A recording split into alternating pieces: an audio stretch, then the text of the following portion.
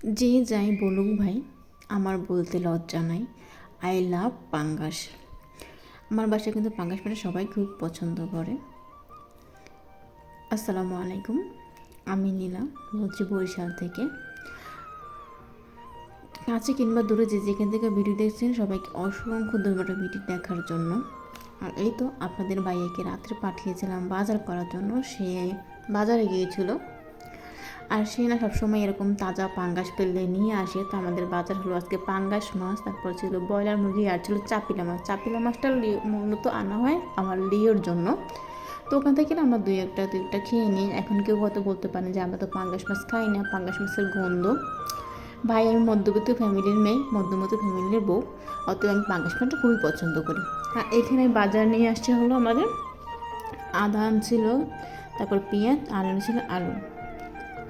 আর এটা হলো পরের দিন সকালবেলার ভিডিও। আমি ওখানে মাছটা সব ওকে করে রেখে দিয়েছিলাম, আর আমার মেয়েকে নিয়ে স্কুলে গিয়েছিলাম। তো যে শুনেছি স্কুল নাকি বন্ধ। তো যাই হোক, স্কুল বন্ধের কথা শুনে আমি আর আমার মেয়ে হাঁটতে হাঁটতেই বাসার দিকে রওনা করেছিলাম। তো তখন দেখলাম না একদম একটা ছোট ছেলে লাউ বের করতেছিল। মানে আমার হয়তো মেয়ের থেকে হয়তো একটু বড় হবে। তো ওকে দেখে একটু মায়া লাগলো। তারপর চিন্তা করলাম যে থাক, ওর কাছ থেকে একটা লাউ নিয়ে নিই। তো ওকে জিজ্ঞেস করতেছিলাম যে লাউটা কি মানে কচি হবে কিনা। ও বলতেছিল আন্টি নেন, লাউটা খুবই কচি। তো মানে প্রথমে কথাটা আমি বিশ্বাস করি, মনে করছি হয়তো বাসি অথবা অনেক দিনের পুরনো লাউ। কিন্তু না, সত্যি লাউটা অনেক মানে অনেকটা কচি ছিল। যেটা দেখা যায় এখনকার যে মানে বয়স্ক বয়স্ক লোকেদের কাছ থেকে না তরকারি কিনে অনেক সময় দেখা যায় ঠকা লাগে। তো ওর কাছ থেকে আমি তরকারি কিনে একটুকু ঠকিনি। তো কথা যেটা বলছিল সেটাই ঠিক ছিল, লাউটা না একদম কচি ছিল। এর জন্য আমি লাউর যে ছোলাগুলো ছিল ওগুলোও রেখে দিয়েছিলাম পরের দিন ভাজি করার জন্য। তো এইখানে না আমি আরেকটা ভুল করে পেয়েছিলাম। আমার ভুল করেছি মানে আমার মা সবসময় বলে যে লাউ, তারপরে জালি, তারপরে দুন্দুল এগুলো নাকি ধুয়ে তারপরে কাটতে হয়, নাহলে নাকি পানসা হয়ে যায়। তো আমি এগুলো ধুয়ে কাটে নিয়ে আমি পরে কেটে তারপরে ধুয়ে নিয়েছিলাম, ওটা মনে ছিল না। আর এখানে না লাউ অনেকে অনেকভাবে রান্না করে, কেউ চিংড়ি মাছ দিয়ে রান্না করে, কেউ ডিম দিয়ে রান্না করে, আবার কেউ দেখা যায় ইলিশ মাছের মাথা দিয়ে রান্না করে। তো আমার কাছে মনে হচ্ছে চিংড়ি মাছটা দিলে মনে হয় বেশি ভালো হতো। তো আমার বাসায় চিংড়ি মাছ ছিল না, এই কারণে না আমি আজকে লাউটা ইলিশ মাছের মাথা দিয়ে একদম সিম্পলভাবে রান্না করব। আর খেতে এত মজা হয়, আপনারা ট্রাই করে দেখতে পারেন। তো এখানে আমি কড়াইতে দিয়ে দিয়েছিল তেল, তারপর দিয়ে দিলাম হলো পেঁয়াজ। পেঁয়াজের পরিমাণটা একটু বেশি দেবেন, যেহেতু আমি আর কোনো মশলা এখানে অ্যাড করিনি। জাস্ট তেলে পেঁয়াজ দিয়ে দিয়েছিলাম, সামান্য করে লবণ দিয়ে দিয়েছিলাম, আর মাথা দিয়ে বেশ ভালো করে একটু ভাজা ভাজা করে নিয়েছিলাম, যেন ইলিশ মাছের যে কাঁচা একটা গন্ধ আসে ওটা যেন সরে যায়। আর এখানে দিয়ে দিচ্ছি হলো হলুদের গুঁড়া, তারপর দিয়ে দিলাম হলো মরিচের গুঁড়া। এই হলুদ মরিচের গুঁড়ো দেওয়ার পর একটু সামান্য একটু ভেজে নিয়েছি যেন হলুদ মরিচের কাঁচা গন্ধটাও যেন একটু সরে যায়। তারপর দিয়ে দিলাম হলো মশলা কষানোর জন্য একটু পানি। তো মশলাটা একটু বেশ ভালো মতো কষিয়ে নেব।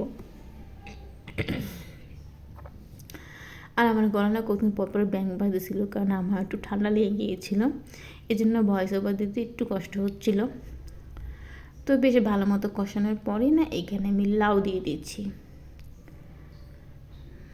তো প্রথমে আমি লাউতে কোনো পানি অ্যাড করব না, জাস্ট লাউটা আমি একটু কষানোর জন্য দেবো। যদি লাউ থেকে অনেক পরিমাণে পানি বের হয় তাহলে আর পানি দেবো না, ওই পানিতে লাউটা রান্না করব। আর যদি পানি বের না হয় তাহলে আমি একটু পানি দিয়ে দেবো। তো অনেকক্ষণ কষানোর পরে দেখলাম যে একটু এখান থেকে পানি বের হয়নি। তো আমি না সামান্য পরিমাণে একটু পানি দিয়ে দিয়েছিলাম যেন লাউটা একটু সেদ্ধ হয়ে যায়।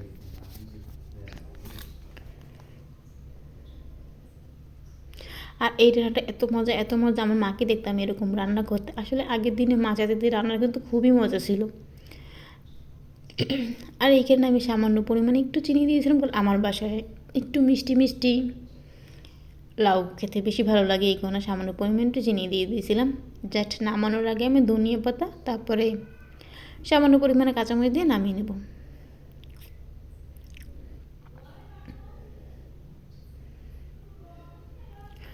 ওইদিকে আমি লাউটা বসিয়ে দিয়ে এদিকে আসছি যে রাতে যে পাঙ্গাস মাছটা ছিল ওইটা মাখার জন্য।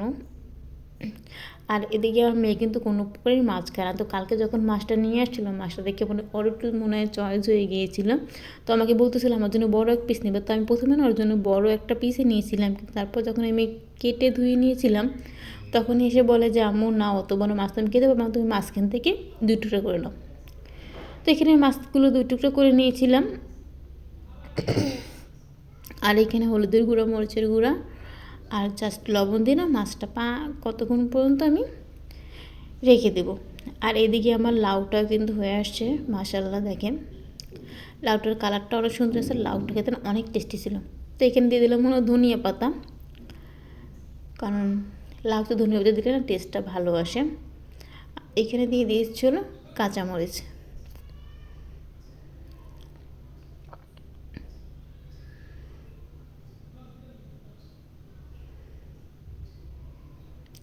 তো এখানে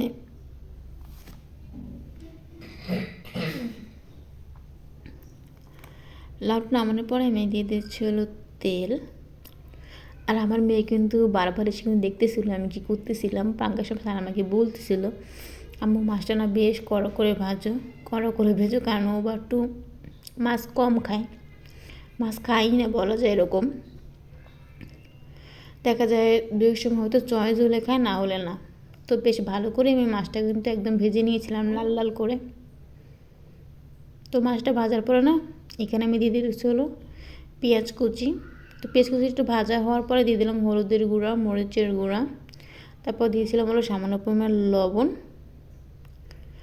তো মশলাটা যেন পুড়ে না যায় এর জন্য দিয়ে দিচ্ছি হলো একটু সামান্য পরিমাণে পানি। তারপর দিয়ে দিলাম হলো রসুন বাটা আর জিরা বাটা। আপনারা চাইলে আদা বাটা দিতে পারেন, কিন্তু আমি না আদা খাই না, এর জন্য আমি আদা দিই না। কারণ মাছে না আমার কাছে আদার মনে হয় গন্ধ করে, এর জন্য। এইখানে দিয়ে দিলাম হলো আপনার যে সেই ভাজা মাছগুলো। আপনারা চাইলে গরম মশলা দিতে পারেন, আমি পাঙ্গাস মাছে গরম মশলা খাই না, কারণ আমি মাছ আমার গরম মশলা টেস্ট ভালো লাগে না। তো মাছটা হয়ে গিয়েছে, আমি এখানে দিয়ে দিলাম হলো ধনিয়া পাতা। জাস্ট নামানোর কিছুক্ষণ আগে ধনিয়া পাতা দিয়ে নামিয়ে নেব। তো আমার রান্না ডান, আমি বাস প্লেট ঢেলে নিচ্ছিলাম।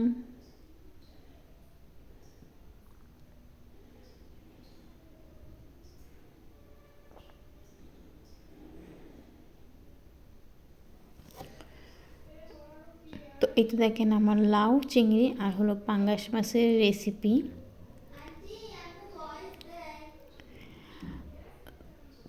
তো কেমন হয়েছে অবশ্যই কমেন্টে জানাবেন। আজকের মতো আল্লাহ হাফেজ, সবাই ভালো থাকবেন।